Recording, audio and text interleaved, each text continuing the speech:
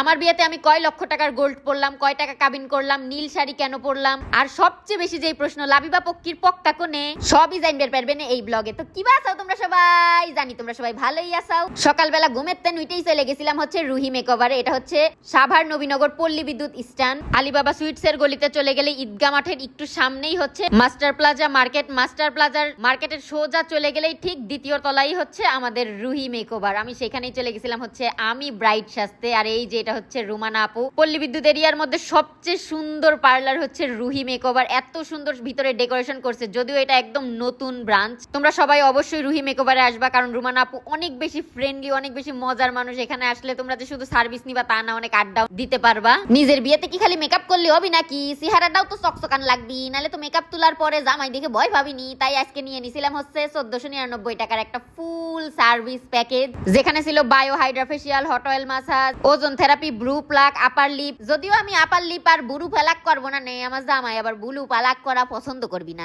আর তোমাদের যদি পার্লার খুঁজে পাতি কষ্ট হয় তাহলে আমি স্ক্রিনে নাম্বার দিয়ে দিচ্ছি, রুমানা আপু কল দিও নে, ঠিক আছে?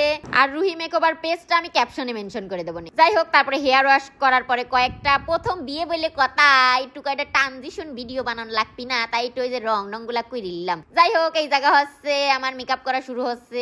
এত যত্ন করি আমাকে মেকআপ করাচ্ছে, আমি তো ঘুমাই যাচ্ছিলাম। কি শান্তি। বিয়েটা খালি ও এত সুন্দর করে সাজা বাড়া যাবিনি। লিপস্টিকের কালারটা এত সুন্দর হয়েছে, আর আমাকে যে সুন্দর লাগবে লাগিছিল, ইস আমার জামাইটা যদি আমাকে দেখে ও তো খুশিতেই অজ্ঞান হয়ে যাবিনি। মনে মনে কবিনি আমার কালা লাবণ্যটা কি সুন্দর লাগতেছে। এই যে আমি হচ্ছে একটু খাওয়া দাওয়া করে নিলাম। আর তোমাদের সবার প্রশ্ন যে আমি কেন নীল শাড়ি পরলাম। আমার পক্ষে আমাকে কইছে যে নীল শাড়ি পরা লাগবে, নীল শাড়ি পরলি পারে নাকি আমাকে রানীর মতো দেখা যায়, ও নাকি আমাকে রানী করে ঘরে তুলবি। আমি আবার কইলাম ঠিক আছে সোনা। একটু একটু করে সময় যাচ্ছিল, আর আমার দিলের ভিতর দক দক দক দক বাড়তেছিল, একটু পরে তো বিলাই মারা লাগবে, সে তারই প্রস্তুতি নিচ্ছি। আরে দেখো কি সুন্দর বউ সাজাইছে আমার রাজার ঘরে আমি মহারানী সাইজে যাব। যাই হোক, তারপরে এই জায়গা হচ্ছে ফটোশুট চলতেছে। ওয়াহ কি সুন্দর লাগছে আমাকে, আমি নিজেকে নিজে দেখে ক্রাশ। আউটডোর ফটোশুট করার জন্য আবার চলে গেছিলাম হচ্ছে নবীনগর স্মৃতিসৌধে। 5টা বাজে আবার বন্ধ করে দেয়, তাই তাড়াতাড়ি করে করা ফটোশুট করতেছিলাম। সিঙ্গেল সাওয়ালরা যারা মনে মনে কষ্ট পাচ্ছিলে তাদের জন্য তোমাদের একটা সুখবর, আজকে কিন্তু আমার বিয়ে লাভ হচ্ছে। এটা একটা ফটোশুট আসছিল, ব্রাইডাল শুট। লাবিবা কি তোমাদের কাছ থেকে কেউ কারে নিয়ে যাবে পারবি? তোমাদের লাবিবা পক্কি তোমাদেরই থাকবি, বুঝছাও?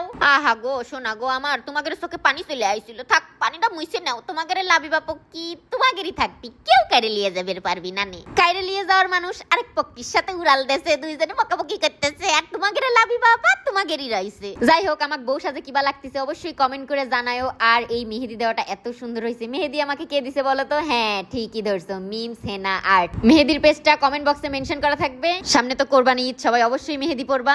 আর যাদের সামনে বিয়ে, ব্রাইড আর বিভিন্ন সার্ভিস নিতে চাও তারা সবাই চলে আসো রুহি মেকওভারে।